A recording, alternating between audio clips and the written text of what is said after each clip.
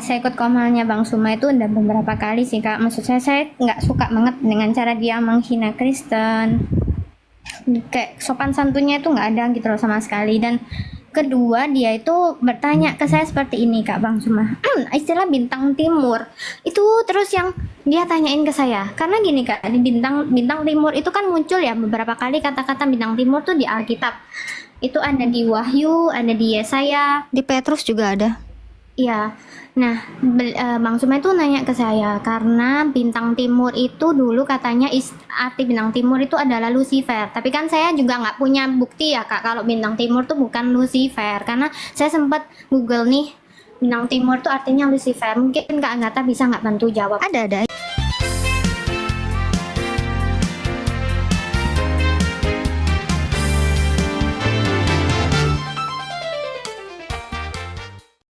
Nih.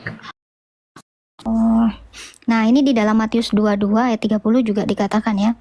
Karena pada waktu kebangkitan orang tidak kawin-mengawin gitu, melainkan hidup seperti malaikat di surga. Tuh, Matius 22 ayat 30 ya. Kalau kita lihat juga di Lukas ya. Lazarus itu ada di pangkuan Abraham saat ini dan kita itu saling mengenal. Mereka itu yang ada di neraka itu disiksa siang dan malam gitu kan. Sementara kita bersama-sama dengan Allah. Gitu. Jadi kalau logikanya sorga itu sama seperti di dunia, ya itu bukan sorga. Gitu. Oke, terima kasih Kak Agatha jawabannya. Maaf ya yang di bawah, saya tuh bukan bukan penyamar.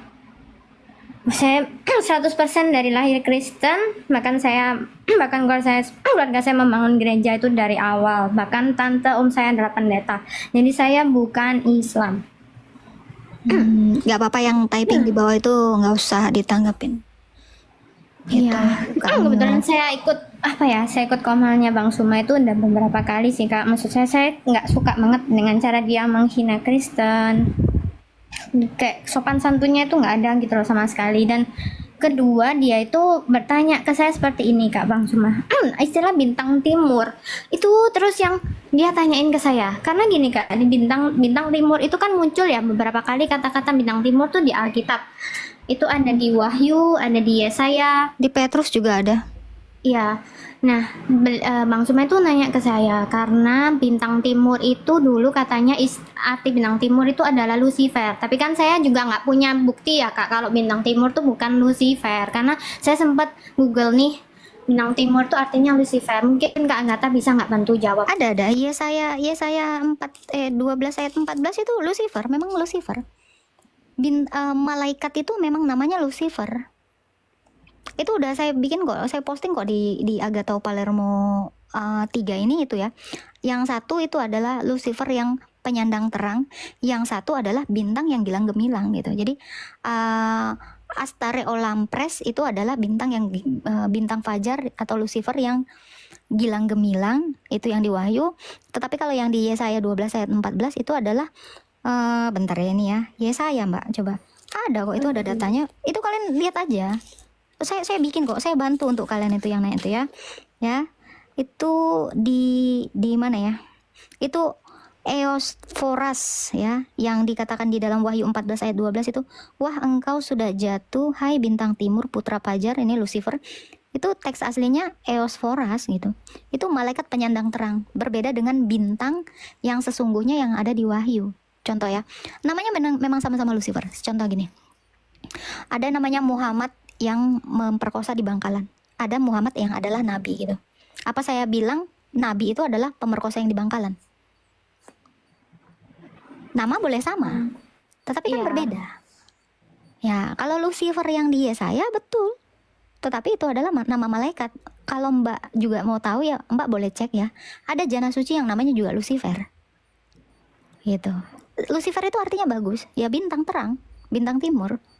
Tetapi apakah itu artinya Lucifer itu adalah Yesus? Ya bukan. Artinya bagus itu. Jadi yang seperti analogi saya itu, Muhammad yang pemerkosa di Madura sana juga namanya Muhammad kan. Muhammad juga nabi. Apakah nabi itu adalah Muhammad yang itu, pemerkosa itu? Kan seperti itu. Ya itu terlalu simpel, receh banget pertanyaan cuma suruh ke sini biar gue jawab. Udah ada tuh di VT saya itu udah ada untuk ngebantu kalian yang nggak bisa jawab. Saya kan ditanya gitu, saya jujur apa ya yang saya mau jawab, soalnya saya juga nggak ngerti. Soalnya dia terus bilang gini kak, loh berarti tuh di Wahyu kan ditulis bahwa Lucifer itu adalah bintang mereka itu beranggapan bahwa ini bukan Yesus yang datang ke bumi, tapi kan Lucifer kita kenalkan dengan malaikat yang memberontak nih. Betul kan, memberontak Allah. Jadi Allah mengirimkan Lucifer ke dunia karena Lucifer tuh nggak baik gitu perbuatannya sama Allah, malah mau menentang. Nah makanya itu di info sama Bang Suma itu kak, misalnya nanti Lucifer yang bakal datang, bukan malah Yesus kayak gitu. Bukan. Lucifer itu kan ini malaikat si Satan, si malaikat yang jatuh itu.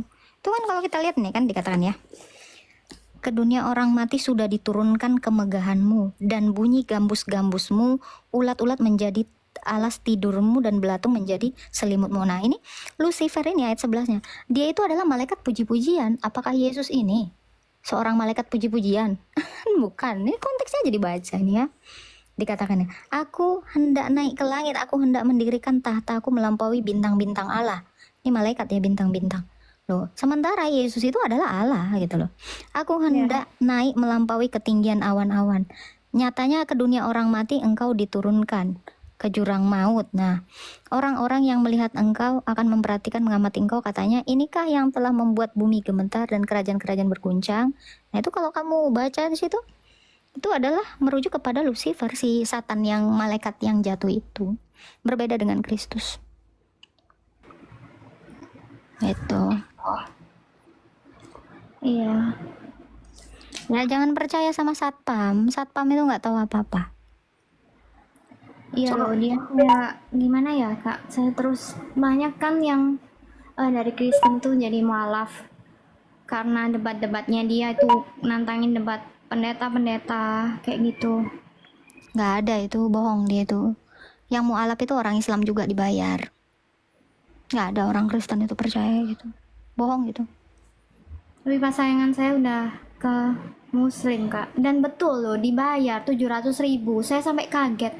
Tapi kan gini, waktu setelah dia itu ke Muslim tuh dia nggak bilang sama saya, padahal di umur 28 tahun tuh dia nggak sama sekali kayak apa ya, benar-benar percaya. Kita tuh ke gereja, terus tiba-tiba kayak dia lihat live-nya Bang Suma bla bla bla itu, dia nggak ada info ke saya. Terus tiba-tiba setelah 2 bulan, katanya udah 2 bulan ngeliatin rutin tuh Bang Suma, nah dia jadi mualaf. Terus yang saya bingung tuh kenapa mualaf, jadi orang mualaf tuh bisa dibayar 700.000. Tapi sorry ya, pacar saya nggak nerima itu. Dia bilang sih sama ini Inspirasi Kehidupan, nama TikToknya itu Inspirasi Kehidupan, dia tuh bilang kalau itu sumbangin aja ke panti. Jadi saya sama pacarnya nggak nerima itu sama sekali, uangnya 700. Iya, nggak apa-apa. Itu aja sih kak. Ada lagi yang mau ditanyakan? Kalau orang tuh pindah agama tuh jangan di ini ya, jangan di larang-larang, biarin aja. Tapi gimana kak, kan nggak bisa kita menikah kalau beda agama. Ya tinggal pisah aja, cari laki-laki lain. Banyak laki-laki. Iya, nggak segampang itu sih. Pelan-pelan pasti bisa kok. Kita udah 10 tahun loh. Ya, nanti dibicarain aja kak, pelan-pelan sama pacarnya. Ya mungkin dia punya motif yang lain atau apa ya, kalian bisa bicara berdua gitu. Masa gara-gara 700.000 hilang keselamatannya, itu terlalu dungu sih menurut saya. Iya, dia pun nggak tahu sih kalau bakal dikasih duit. Maksud saya kita nggak butuh duit banget tuh 700.000. Makanya saya sampai nih orang gimana sih? Ya, Kak mau bertanya, Kak. Iya. Boleh. Ya, saya mau bertanya, apa bukti bahwa Tuhan Yesus itu adalah Allah, Kak? Buktinya dia bangkit dari kematian. Buktinya juga dia membangkitkan orang yang mati. Terlalu banyak bukti bahwa dia itu adalah Allah yang jadi manusia. Terlalu banyak. Pertanyaan, dia kan Tuhan yang maha kuasa kan? Dia besar kan? Kok dia bisa merasakan kematian, Kak? Supaya dia menyelamatkan orang-orang yang sudah mati. Kan orang mati itu semuanya di dunia orang mati. Jadi kenapa dia harus mati? Supaya dia menepati janjinya. Kan dia berjanji kepada Adam, berjanji kepada Hawa, berjanji kepada Abraham, berjanji kepada Musa, bahwa dia adalah Allah yang akan menyelamatkan ya. Orang-orang yang mati itu, yang sudah mati, yang percaya kepadanya akan diselamatkan. Ya Yesus itu benar-benar menarik mereka. Makanya di dalam Alkitab dikatakan roh-roh orang itu keluar dari kuburan ketika Kristus itu bangkit. Jadi itu. Iya, Jadi kenapa dia harus mati ke dunia orang mati? dia kan- Supaya dia menyelamatkan orang-orang yang sudah mati. Dia kan Tuhan yang berkuasa. Dia kan menciptakan bumi, langit, dan kehidupan. Pertanyaan saya, kenapa dia harus capek-capek jadi manusia, terus dia harus merasakan kematian, sedangkan dia sendiri katanya maha kuasa, berkuasa. Ya itu justru kuasanya. Coba Allahmu bisa nggak turun ke dunia orang mati untuk menyelamatkan kalian? Bukankah itu juga nanti janji Allahmu ya, Maryam 71 sampai 72, dari sana kalian, dari laundry neraka kalian itu nanti Allah akan menyelamatkan kalian kan, insya Allah kan? Itu nggak capek menurut kau? Iya. Dia gini kan. Nggak, itu dulu ya. Nih ya, logika kau namanya menyelamatkan orang yang terjun ke sumur, ya naik, dia masuk ke sumur dan menariknya dong. Gimana sih kau? Itu logika gitu loh. Ini Allah yang Iya. di luar jangkauan akal mencoba untuk melogikakan dirinya kepada manusia. Ke dunia Iya. orang mati dia turun. Kenapa? Karena semua Musa, semua yang mati ya, yang mati Abraham, Nuh, ya, semua itu ada di dunia orang mati. Nah, dari sana Yesus itu menarik mereka. Adam, Hawa itu ditarik semua. Habel. Makanya Yesus itu bilang, ya, aku adalah jalan dan kebenaran dan hidup. Akulah kebangkitan dan hidup. Barang siapa percaya kepadaku, ia akan tetap hidup walau sudah mati. Jadi orang-orang yang sudah mati itu dihidupkan kembali sama Yesus. Itu buktinya. Pertanyaan Itu saya kemahakuasaannya. Sekarang saya tanya, Bang, gimana cara Ya. Allah nanti menyelamatkan kalian dari neraka? ya nanti kita ini Kak, apa namanya, setiap kehidupan itu perbuatan akan dipertanggungjawabkan Nah, semuanya. saya tanya itu gimana cara Allah menyelamatkan kalian dari neraka? Apa dia nggak turun ke neraka sana? Enggak, Kak. Jadi Ya udah kau baca setiap itu Maryam 71. Coba kau baca dulu Maryam bentar. 71. Tunggu, saya jelasin dulu Kak ya. Jadi di Islam Dibaca itu kan ada dulu, dua. dibaca dulu, baru dijelasin. Masa dijelasin dulu nggak dibaca? Iya. Pertanyaan saya simpel Kak. Bisa nggak Kak? Di waktu yang sama, di dua orang yang berbeda Kak. Tapi di dua yang tempat yang sama Kak. Nggak ngerti aku pertanyaanmu. Di dua apa? Ulang. Pertanyaan saya, bisa nggak dua orang yang sama dalam satu waktu, dua tempat yang berbeda tapi dalam satu waktu yang sama? Dua orang yang berbeda. Dua orang yang sama, ya. Satu orang yang sama bisa Alah, kau nggak di aja tempat? belibet-libet. Benerin dulu. Aduh, Ini susahnya coba ngomong pertanyaan. apa? Iya, jelas pertanyaan saya. Bisa nggak satu orang yang sama berada di dua Satu tempat orang yang berbeda? sama ya satu orang ya satu. Kok satu orang yang sama sih? Benerin kata-katamu. Nah, jelas ya. Coba dengar ya pertanyaan Gimana saya. Jelas satu nggak? orang yang Dengar ya. sama? Satu orang ya satu. Gimana sih? Ya, sabar. Satu orang yang sama di dua tempat yang berbeda. Bisa nggak Allah. terjadi? Bisa Allah bisa. Ini bukan masalah Allah, tapi ini ngomong saya kan Islam, kakak Kristen. Di agama kakak Kristen, otomatis selain bukan orang Kristen, dia di tempatnya neraka, betul? Nggak betul karena itu kan baru kata-katanya. Itu cuman di dalam buku tertulis. Bukumu belum tentu betul. Itu kan yang kau iman itu. Apa terbukti? Nggak, Sekarang kalau saya tanya, sih- apakah Quran kau itu Iya. terbukti? Itu kan cuma Tidak tertulis ada. di kertas. Hilang kertasnya dari dunia ini nggak ada itu semua. Gini pertanyaan Kak, kalau misalkan Al-Quran ini bukan kalam Allah, bukan perkataan Allah, nggak mungkin sampai saat ini Al-Quran itu masih ada. Jadi kau mau bilang Hindu sana itu, kitab Tripitaka itu, benar juga dong. Karena sampai sekarang masih ada. Lebih tua lagi dari Quran. Mau apa kau? Tripitaka, kitabnya orang Buddha sana, sampai detik ini bahkan lebih tua. Lebih tua dari nenek moyangnya si Muhammad. Itu masih ada. Berarti benar Iya, juga dong. Di sini kan, Gimana kau? Di sini kan. Di sini kan Nah, jelas. Inimu jauh lah, jauh. Mikir tuh jauh. Jangan pendek kali, cetek kali cara Nah, mikir sekarang kau. gini Kak, kalau katanya Oke, yang Quran agama kau itu baru 1400 tahun. Alkitab saya lebih tua dari Quran kau. Ini masih ada sampai sedetik ini. Kitab Hindu, kitabnya orang Buddha. Sama-sama masih lebih lama. Tunggu ya, sini kok saya kasih tahu ya. Kitab kau itu 1924. Itu baru, Bro. Itu baru. Masih ada sampai sekarang. Terus itu membuktikan benar. Yang lebih tua sana lah, lebih tua. Tuh, sekalian itu apa? Kitabnya Empu Gandring itu. Masih ada sampai sekarang. Sembah aja itu sekalian. Ya, itu lebih tua. Kitab kau itu mudah kali. Udah, Jadi- mikirnya udah sampai ke sana, udah jauh mikirnya. Nah, Atau masih di jadi- Kubangan? Jadi kitab Al-Quran ini itulah kitab yang terakhir. Nah, jadi Duh, baru kok sebelum sadari sekarang terakhir. Berarti masih bocil. Ada yang lebih tua dong berarti. Iya kan? Iya. Lebih tua. Iya memang kalau itu kalau masalah periode iya karena ini yang kitab yang menyempurnakan sebelum kitab-kitab sebelumnya. Dalilnya Kak. mana dibilang? Dalilnya di mana kitabmu itu menyempurnakan yang sebelumnya? Tunjukkan sama saya. Mu'alaf saya sekarang kalau ada dalilnya. Tunjukkan sama saya. Yakin nggak? Balik Mas? lagi saya Islam. Cepat kalau ada. Kitabmu itu menyempurnakan kitab saya. Sini. Tunjukkan kalau ada dalilnya. Botol kali kau. Asal dengar-dengar kata ustadzmu aja kau. Nggak pernah kau baca kitab kau. Norak kau tuh. Klaim-klaim bodoh ini namanya. Klaim murahan kayak gini. Dipercaya aja masih aja orang ini. Takia, penari gurun yang ternama. Inilah, insan kau cari. Ngopi aja lah kau. Penyempurna. Ada nggak?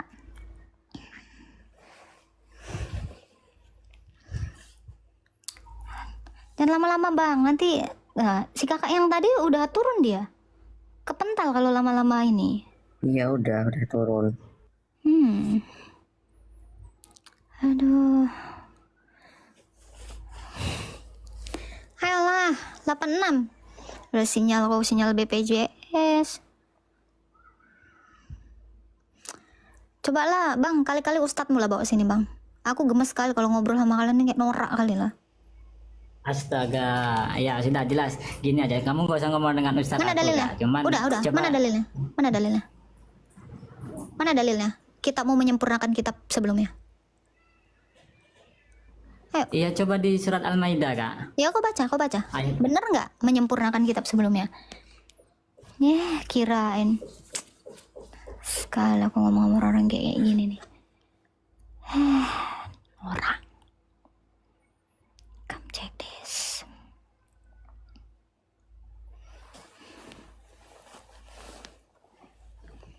Ya, kalian yang bilang-bilang Al-Maidah 48, kalian baca bagus-bagus.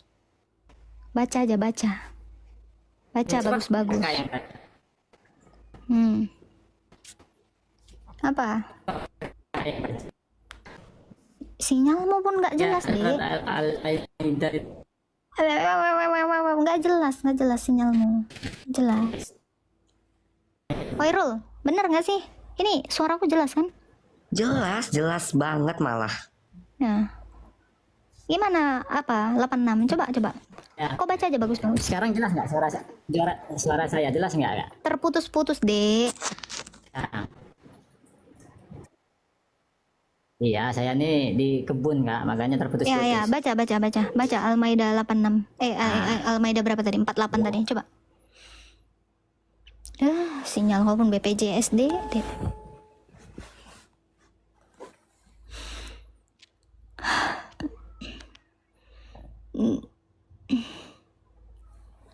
Mana? Ada nggak?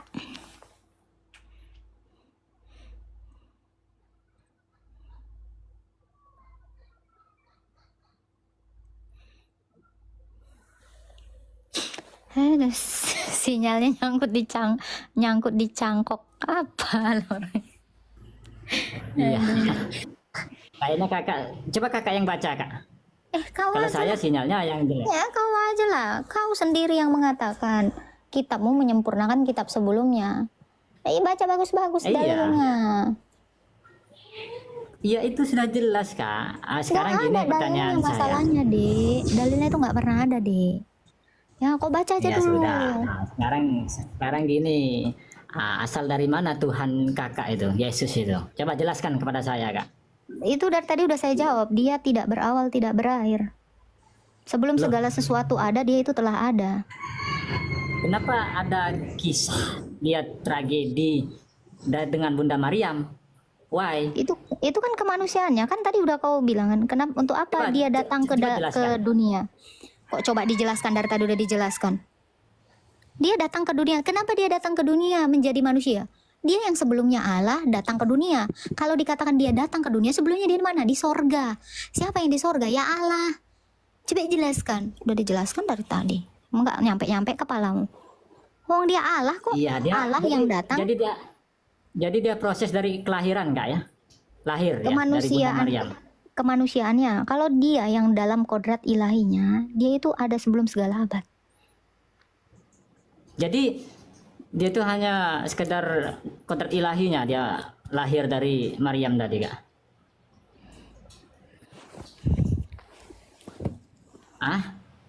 Ini Coba apa sih? Kakak baca. Saya tanya, ini apa? Ini apa? Ya Al-Qur'an. Oke. Ini baru ada abad 7 atau ada kapan ini? Ya Al-Qur'an dari abad berapa Kak? 1924? Itulah. Jadi Al-Qur'an ini dulu bukan buku. Apa? Sebelumnya apa?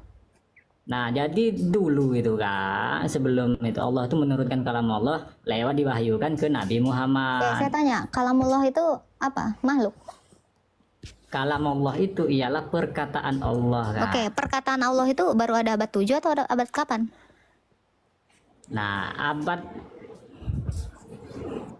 sebelum tuh apa namanya yang apa? Jadi setelah Nabi Muhammad diangkat jadi Saya tanya, nabi. kalamullah itu ada sejak kapan? Itu dulu jawab.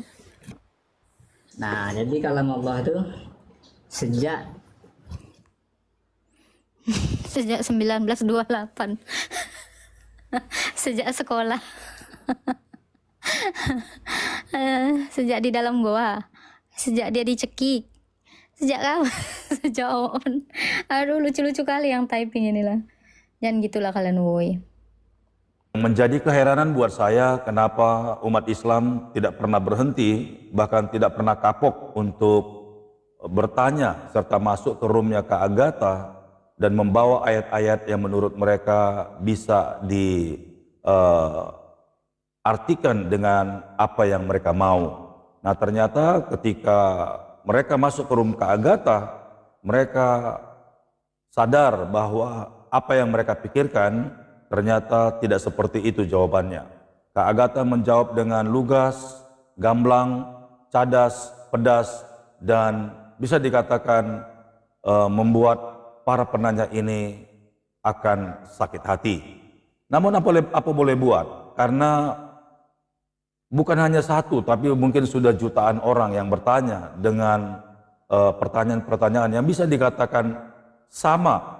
Mungkin karena mereka di luar sana membahas tentang kekristenan, apalagi mendengar para ulama-ulama, ustadz, bahkan tokoh-tokoh agama mereka yang tidak tahu sebenarnya makna atau tafsir yang ada di dalam Alkitab dan mencoba untuk memutarbalikkannya. Akhirnya inilah jawabannya.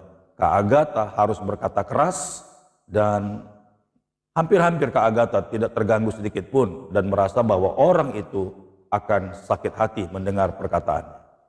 Baiklah saudara-saudaraku yang diberkati oleh Tuhan, sampai di sini video yang Pastor Daud upload. Kiranya video ini boleh menjadi berkat. Sampai jumpa di video berikutnya. Tuhan Yesus memberkati.